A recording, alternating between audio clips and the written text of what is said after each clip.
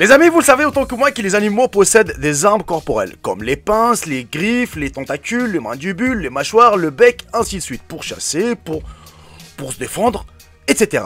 Mais croyez-le ou pas, ces armes corporelles pourraient être un danger fatal pour ces animaux. Justement, ce que vous allez voir aujourd'hui dans cette vidéo, ça va vous apprendre quelque chose sur ces animaux et sur leurs armes corporelles. Si la vidéo vous aura plu, n'hésitez surtout pas de la partager au maximum et de mettre un gros pouce bleu. C'est la récompense. Sur ce, bon visionnage aussi à toutes.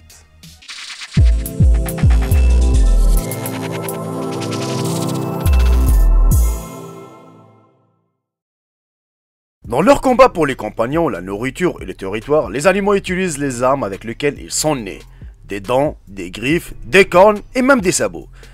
Contrairement aux humains qui peuvent utiliser les poings et les pieds. Mais nous avons pu augmenter notre arsenal avec des bâtons, des fusils et même des bombes. Dans cette vidéo, nous découvrons les armes corporelles animales qui pourraient être un danger fatal pour ces espèces. Le nom des babirusa signifie cochon chevreuil en malais. Endémique des îles indonésiennes, on le retrouve communément au cœur de jungle de l'île de Sulawesi, considéré comme son véritable berceau, ainsi que sur les îles Buru et de Manado. Le babirusa fascine autant les hommes que ceux-ci lui font peur. Durant plusieurs siècles, on a retrouvé des crânes de cet animal un peu partout en Europe. Mais nos connaissances est limitée à ses ossements ainsi qu'aux croquis et caricatures réalisées par ses premiers découvreurs. On ne savait autrefois rien de sa couleur, de la texture de sa peau, de ses habitudes et de son comportement. D'un naturel belliqueux, le babirusa passe son temps à se battre avec ses congénères, mais préfère en conséquence se battre avec ses pattes avant plutôt que de risquer de briser ses dents. D'autant plus qu'un babirusa mâle a moins de chances de s'accoupler et se reproduire si ses canines sont abîmées. Le babirusa ne sert pas non plus de ses ornements pour gratter le sol à la recherche de nourriture. Une chose est certaine, elle ne cesse cependant jamais de pousser tout au long de sa vie, allant même jusqu'à transpercer son crâne pour former une boucle complète. Si personne ne sait à l'heure actuelle à quoi servent exactement ses dents, elles semblent avoir la fonction de vouloir tuer cet animal à petit feu. Les cornes sont particulièrement importants pour les cerfs et les gazelles pendant la saison des amours. Pendant cette période de l'année, les mâles utilisent leur bois pour se battre entre eux, pour attirer l'attention des femelles et pour obtenir une opportunité de s'accoupler avec un membre d'un troupeau.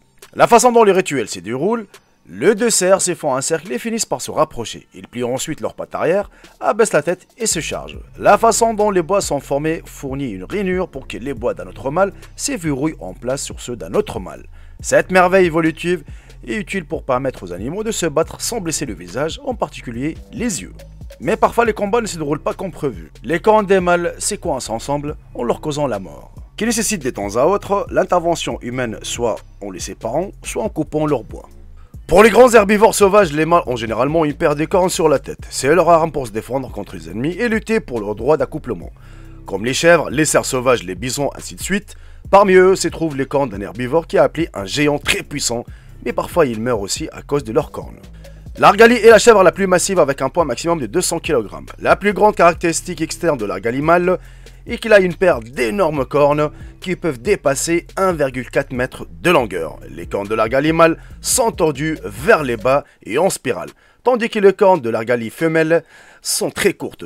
Sa diagonale confère à l'argali une forte efficacité au combat, donc à l'état sauvage, l'argali a une très forte capacité de survie.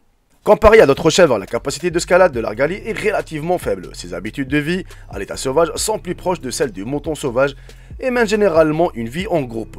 La paire des cornes géantes du bélier lui donne une force phénoménale, mais sa diagonale met également en danger l'argali. Dans l'environnement sauvage, les cornes du bélier sont essentiellement tournées vers l'extérieur, ce qui n'est pas un problème, mais il existe des malheureux boucs mâles dont les cornes tournent vers l'intérieur. Et au fur et à mesure que les cornes deviennent de plus en plus grosses, cette paire de cornes poignardera au visage. Et si l'on ne fait pas attention, elle se poignardera à mort. De plus, on pense que lorsque l'argali mâle sera vieux, ces énormes cornes deviendront un énorme obstacle pour les chèvres mâles pour se nourrir. Cela rend souvent les chèvres mâles incapables de manger et meurent de faim. Avec l'impact des activités humaines, le nombre total d'argali d'Asie a été considérablement réduit et le nombre total de moutons vivant à l'état sauvage a été inférieur à 80 000. Tant qu'il y a du mouton, la tonte doit être pratiquée pour la santé et l'hygiène de chaque animal. Contrairement aux autres animaux, la plupart des moutons sont incapables de se tondre. Si un mouton passe trop de temps sans être tondu, un certain nombre de problèmes surviennent.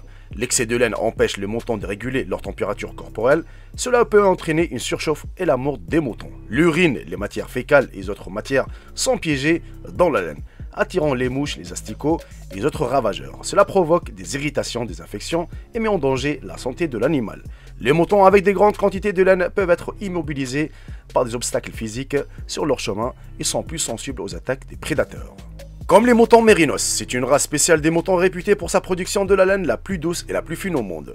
Il ne s'arrête jamais de le faire. C'est là que Chris a eu des ennuis. Il s'est perdu dans la nature il y a des années et sa laine n'a jamais cessé de pousser. Ainsi, lorsque les tondeurs l'ont finalement enlevé, ils ont collecté un record de 89 livres de matière pelucheuse. Contrairement aux moutons sauvages qui perdent la plupart de leur laine chaque année, les moutons mérinos ne perdent pas périodiquement leurs cheveux.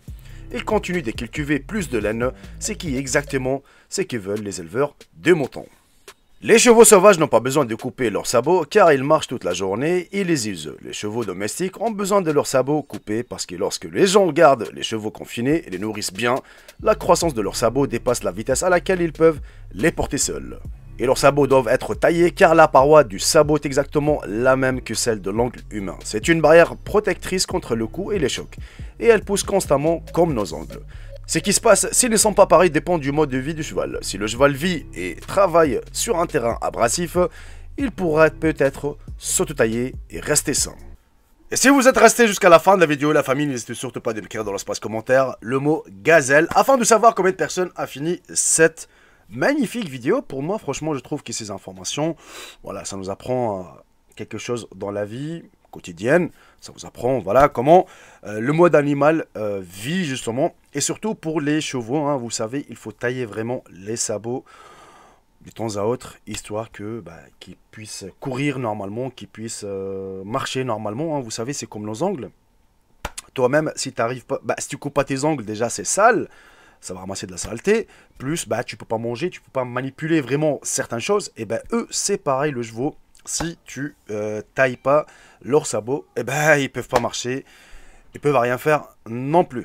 C'est dommage, c'est des armes corporelles qui peuvent les aider à se défendre, qui peuvent les aider à faire certaines tâches, à manger, à se défendre, ainsi de suite, à s'accoupler, surtout pour la beauté de certains, comme les babiroussas, mais il s'avère que ces armes corporelles pourraient être un danger fatal pour ces espèces. Voilà la famille, on arrive à la fin de cette vidéo, j'espère sincèrement qu'elle vous aura plu. Écoutez, si c'est le cas, n'hésitez surtout pas de me récompenser avec un bon petit j'aime et de partager cette vidéo au maximum. Sur ce, c'est tout pour moi. Je vous souhaite un excellent week-end, profitez bien de votre week-end, de votre soirée, de votre journée, et je vous dis à très bientôt pour une toute nouvelle vidéo. Salut tout le monde, c'est Jacob, bye bye, ciao ciao. Je vous aime tous mes frères et sœurs.